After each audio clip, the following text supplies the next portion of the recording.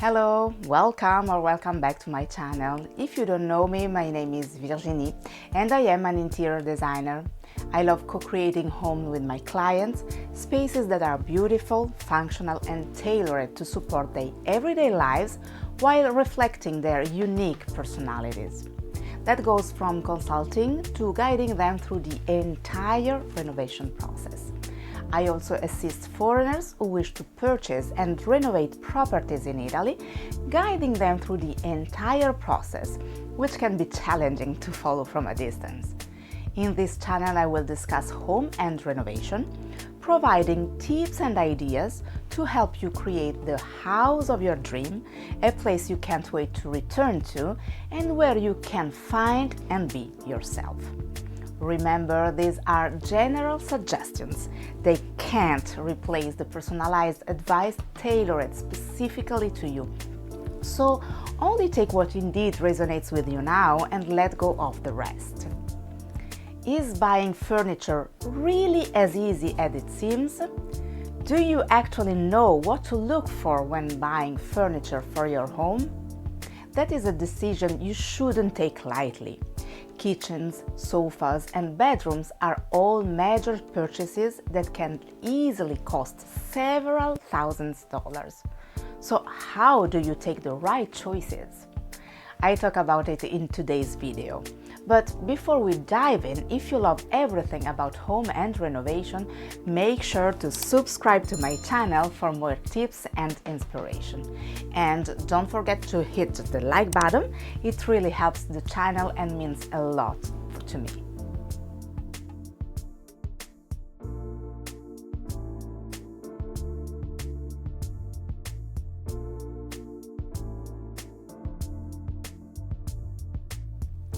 Buying furniture for your home is exciting, but it can also feel a little overwhelming. As mentioned before, you know you are about to make a significant investment and you want to be sure you're making the right choices. So here are some tips to keep in mind, along with the question you should ask yourself when it's time to take action.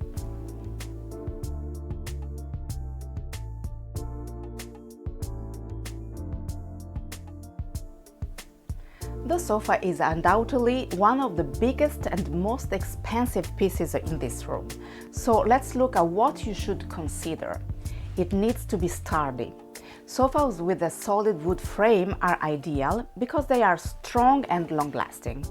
Yes, this usually increases the price, but it's actually the best choice you can make. We all know there are very affordable sofas out there, but that often comes at the expense of quality and durability. Replacing a sofa after just a few years is definitely not ideal. It needs to be comfortable. I've often met friends or clients who fell in love with the sofa's design only to realize later that it was very uncomfortable. Your sofa should be a place where you can truly relax. One helpful detail to check, ask whether the sofa has coil springs or serpentine springs.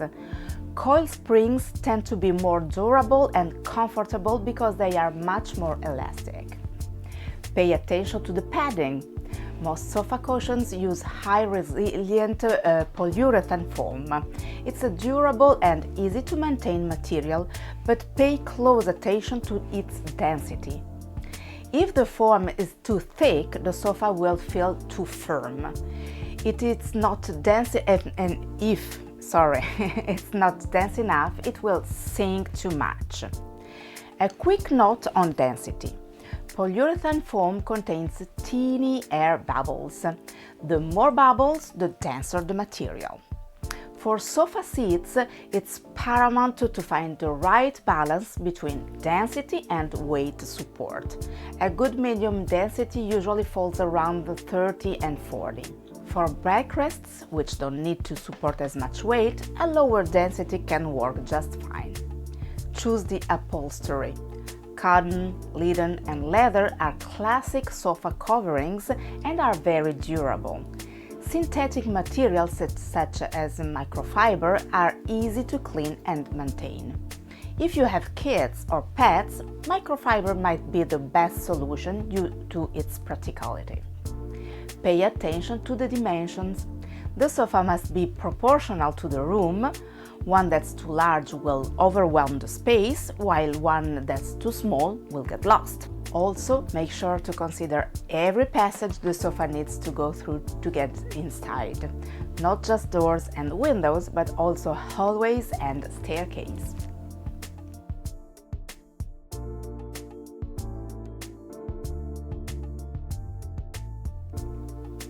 Adding an armchair or an extra seating near the sofa instantly adds style to the room, making it a worthwhile investment. This piece can match the sofa perfectly, a classic armchair that feels like a natural extension, or it can contrast with it, adding rhythm and visual interest. When choosing a contrasting seat, pay close attention to style, materials, and all those small details that truly make the difference.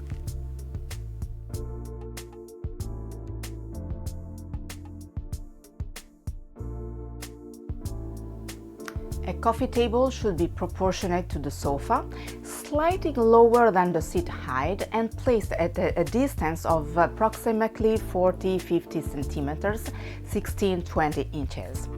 Material choice should reflect the overall style of your home. One tip: avoid glass if you have children. As for shape, it's best to follow the room's layout. In a rectangular room, rectangular or oval tables work best. In a square room, square or round tables are ideal. Round tables have a huge advantage, especially in small spaces, because they allow for smoother movement around them.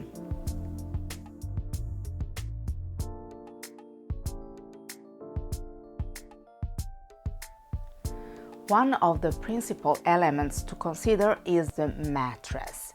It needs to be extremely comfortable so you can truly relax and enjoy restorative sleep.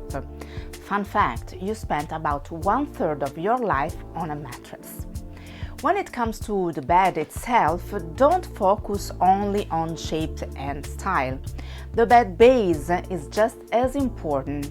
Even the best mattress will lose some of its benefits if placed on a poor quality base. Slatted bases are usually the best option, especially those with flexible curved slats rather than rigid ones. Some slats support different weight loads. Pay attention to height.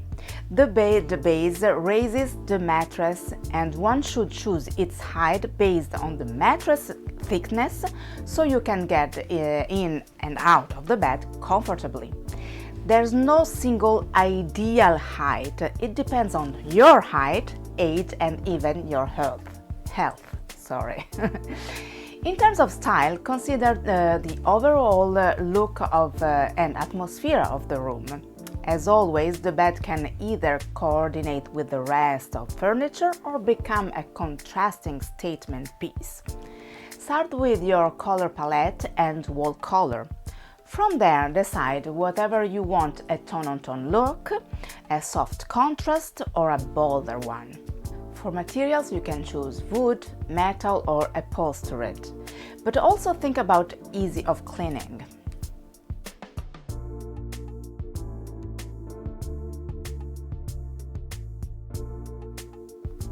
Just like with the bed, your wardrobe, nightstand, and any dresser don't have to match perfectly. Matching everything is a safe choice, but it might not fully represent your personality.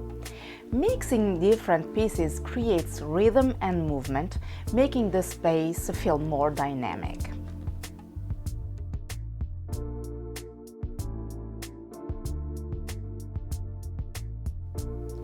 The table is the true star of the dining area, so focus on its style and materials. A glass table feels very formal and has the advantage of reflecting light, which is excellent for small spaces, but it does require constant cleaning. Wood, on the other hand, is a durable and timeless choice. Just like in the bedroom, chairs and table don't have to be a matching set. Mixing is also an option here. If you choose wooden chair, you can either keep them in a singular tone for a cohesive look, or go for a strong contrast.